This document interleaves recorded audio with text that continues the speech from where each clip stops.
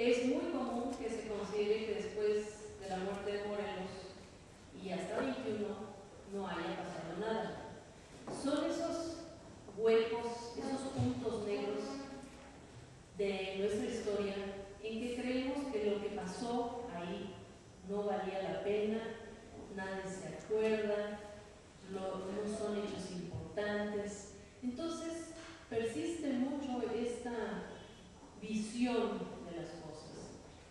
Suele suceder que en las historias generales de la independencia este periodo sea el más breve, ocupe unos renglones o hay una explicación que nos hace pensar que ese periodo es confuso, es incomprensible, que sucedieron tantas cosas y al mismo tiempo nada, que no vale la pena ocuparse de eso.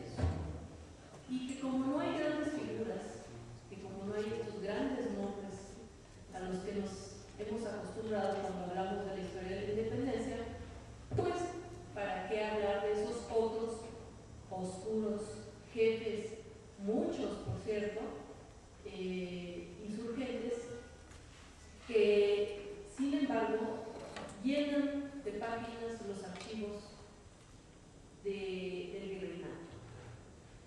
Especialmente en el ramo de operaciones de guerra del Archivo General de la Nación. Bueno, ahí están todos estos montones de informes que hacían los realistas y que ustedes podrán leer, porque además es una tarea, puede resultar muy placentera, para darse cuenta de los enormes esfuerzos que estuvieron haciendo los realistas por acabar con estos focos de insurgencia tenaces en momentos terribles que molestaban tanto como los monstruos. ¿Y a qué me refiero?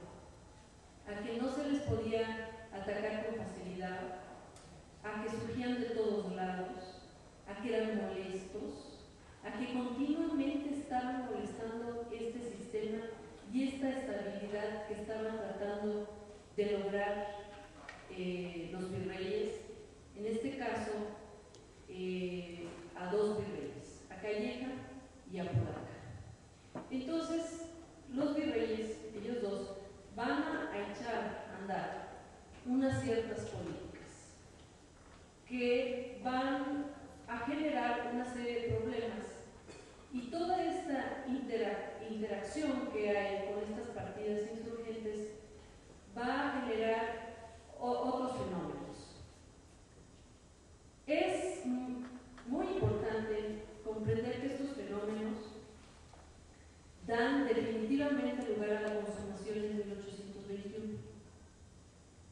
Es decir, si nosotros entendemos qué pasa en 16, 17, 18, 19, 20, vamos a comprender mejor por qué Iturbide le es bastante fácil levantar a los realistas, por qué los insurgentes que quedan se unen tan fácilmente a este nuevo ejército trigarante, y todo ese resultado que desemboca en 21. Si no entendemos qué está pasando en estos años, que es el fermento de aquello que habrá de suceder en 21, vamos a entender qué sucede después. En Acámbaro, mientras las huestes de Hidalgo están ahí, hay unas reuniones en las que se acuerdan los nombramientos de los principales jefes de aquel ejército que se había formado. Y sí quiero referirme a este término ejército. Hemos hablado del ejército de Hidalgo, del ejército de Morelos, pero ¿eran realmente ejércitos entendidos en el sentido regular y estricto de la palabra? Este es un punto muy importante. No lo eran. Es pretencioso llamarles ejércitos, de hecho. Eran grupos indisciplinados, mal armados, peor vestidos, que iban arrastrando mujeres, niños, perico, perro, todo lo que podían. Entonces, esto hace que los ejércitos realistas ejércitos regulares en forma, tengan que adaptarse a una serie de circunstancias que esos rebeldes les ofrecen. Es decir, adaptarse a una serie de formas de actuar. ¿Y a qué me refiero con esto? Los ejércitos regulares en España enfrentaban a ejércitos enemigos, el caso más reciente, los ejércitos franceses. Hay toda una forma de operar, toda una forma de hacer táctica, de enfrentar los combates, de desarrollar infanterías, artillerías, caballerías y todas estas secciones que conforman un ejército.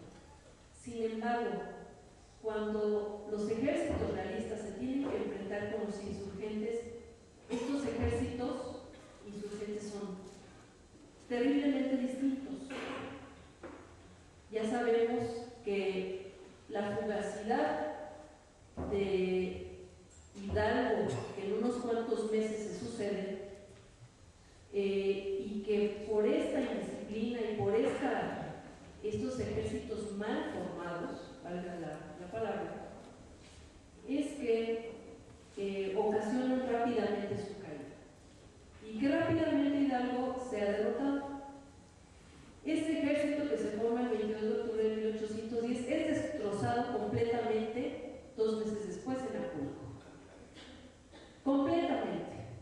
Se dispersó. Entonces es un ejército que tiene apenas unas semanas de existencia y que después se tiene que volver a formar otro. Sin embargo, Hidalgo no entendió la lección. Y aquí es donde vienen los problemas, porque mientras Allende, que tenía alguna disciplina militar, que tenía alguna formación militar, intenta formar él mismo o dar organización y disciplina a estas huestes, no lo logra porque Hidalgo lo impide. Pero bueno, esa es una discusión que también incide en el éxito de la campaña de Hidalgo y que finalmente sabemos que Allende y Hidalgo se enemistan tan terriblemente que Allende planea asesinar a Hidalgo y finalmente lo que logra es ponerlo preso para poder tener control de ese ejército insurgente. Bueno, Morelos, en cambio, tiene una visión completamente diferente. Sin la disciplina que posee Allende, el sentido común, en cambio, que tiene este sacerdote es que tiene que formar partidas más organizadas, menos numerosas, no ir arrastrando con todos estos contingentes de mujeres, de niños, y que la disciplina era un punto